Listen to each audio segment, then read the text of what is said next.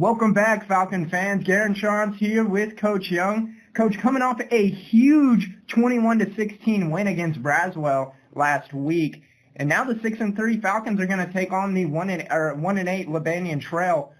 Coach, how big was that win for this team going forward? It was good. It was a tough. Braswell had been playing really well, had kind of been on a roll. Ingold was out for the game.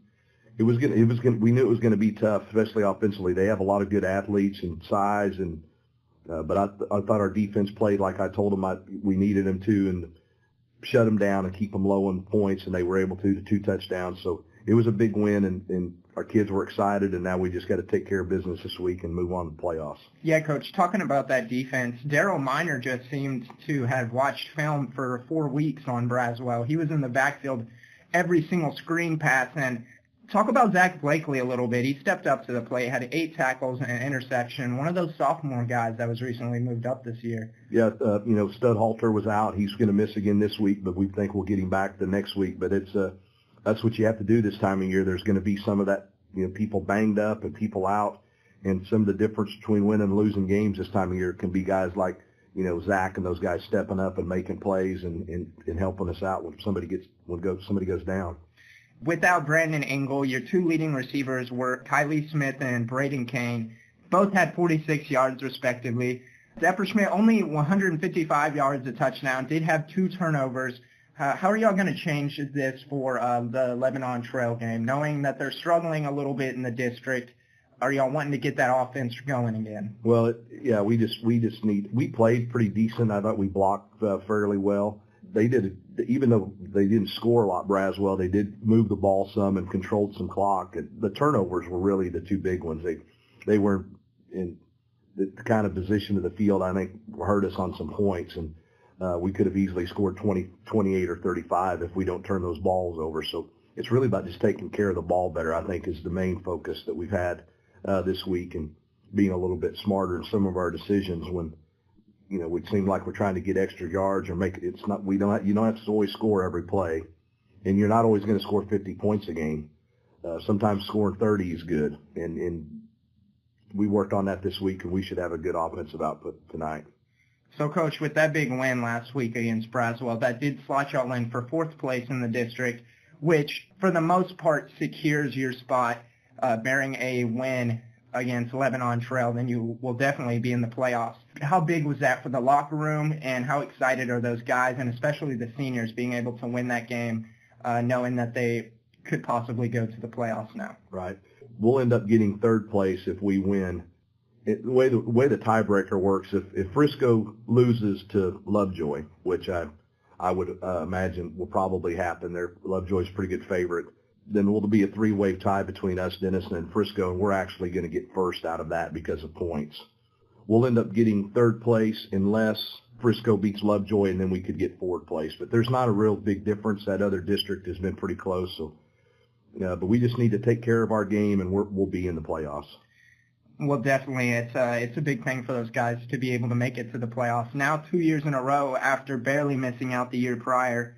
And now you're going to be taking on Lebanon Trail, who has not won a game since week 1 against Southwest High School.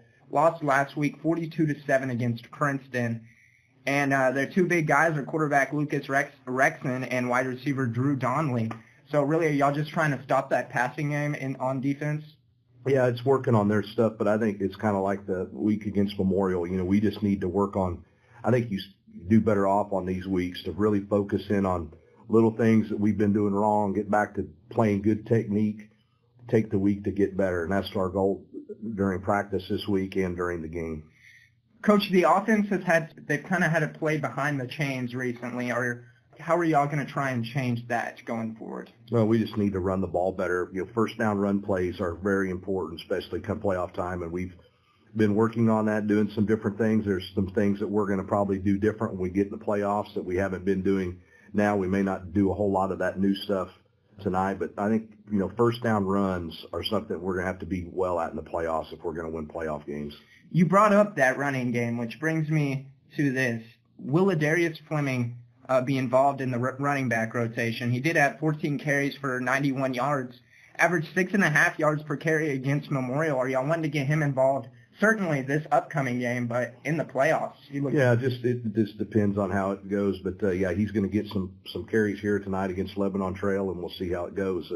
It's like everybody. It just kind of depends on how they are in practice, how much playing time they're going to get, and if they show us they're able to do it in practice, then we get them the chance to do it in the game.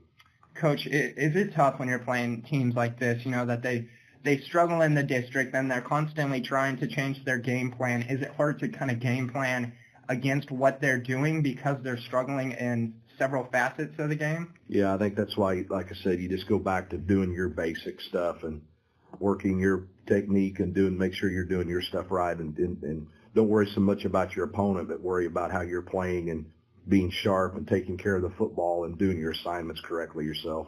We've seen a lot of different formations on the offense. We've seen those lobster-type formations and big man packages where you bring in D.L. Robertson and Hayden Brockenbush, Daryl Minor.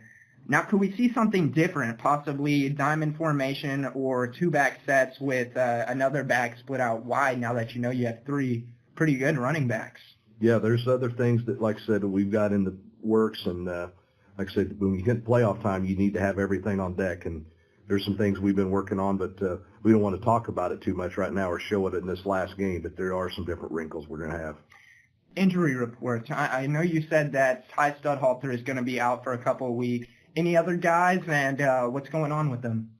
Ty will be back, I think, next week for sure. He's going to be out, but I think other than that, we're fairly healthy, and especially for considering this time of year, so we're in pretty good shape.